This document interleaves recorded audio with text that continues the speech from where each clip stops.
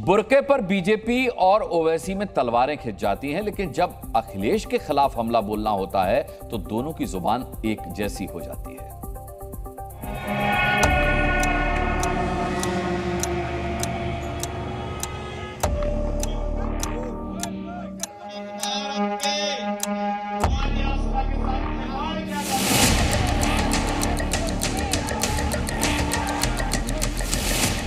हम 50-55 साल से सिर्फ डर की बुनियाद पर वोट दे रहे हैं।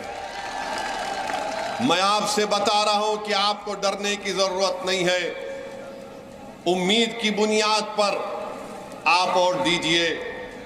डर की बुनियाद पर हम वोट दे रहे हैं, इसीलिए हमारी तकालीफ में इजाफा हो रहा है।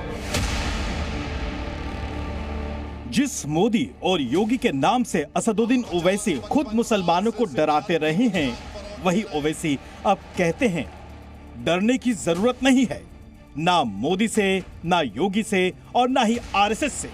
आखिर ओवैसी ने ऐसा क्यों कहा? आप असदुद्दीन ओवैसी और पल्लवी पटेल का मोदी या आरएसएस या योगी के डर की बिना पर साथ मत दीजिए, बल्कि पूरे उम्मीद होकर आप असदुद्दीन ओवैसी और पल्लवी पटेल का साथ दीजिए।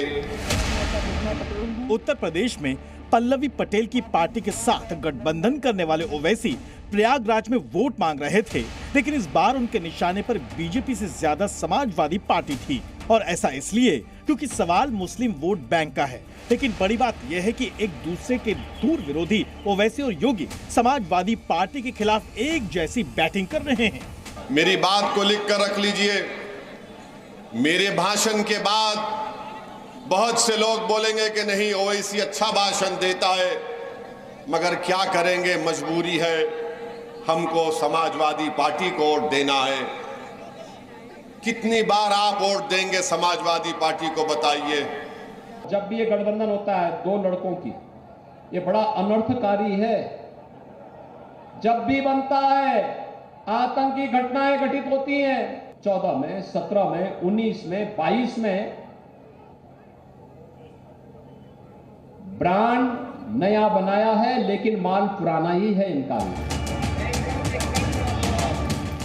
योगी और अखिलेश उत्तर प्रदेश की राजनीति के दो स्तंभ हैं, जिनकी राजनीति एक दूसरे के विरोध पर ही टिकी रही है। लेकिन विचारधारा के लिहाज से ओवैसी और अखिलेश में कुछ खास फर्क नहीं है। फिर भी दोनों नेताओं में तलवारें इसलिए खींची हैं क्योंकि ओवैसी को लगता है कि मुस्लिम वोट बैंक पर उनका एकाधिकार होना चाहिए, जबकि हकीकत यह है कि उत्तर प्रदेश में मुस्लिम समुदाय ओवैसी का सिर्फ भाषण सुनने जुटता है, वोट नहीं देता। साल 2022 में उत्तर प्रदेश विधानसभा चुनाव के दौरान ओवैसी की पार्टी ने 95 सीटों पर अपने उम्मीदवार खड़े किए थे।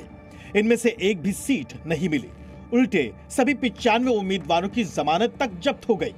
तब से ही ओवैसी अपने लिए योगी से बड़ा खतरा अखिलेश को मान बैठे हैं। उन्हें लगता है कि मुस्लिमों को सिर्फ एआईएमआईएम को वोट देना चाहिए, बाकी दल मुस्लिमों का इस्तेमाल सिर्फ एटीएम मशीन की तरह करते हैं।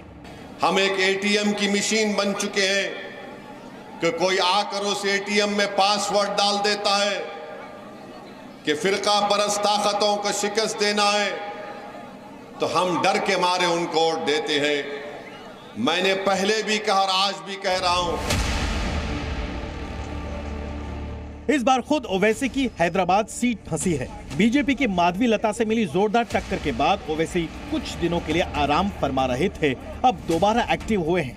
देखना होगा कि 2024 के चुनाव में यूपी के दो लड़कों को वो कितना नुकसान पहुंचा पाते हैं। ब्यूरो रिपोर्ट, जी मीडिया। जी न्यूज़।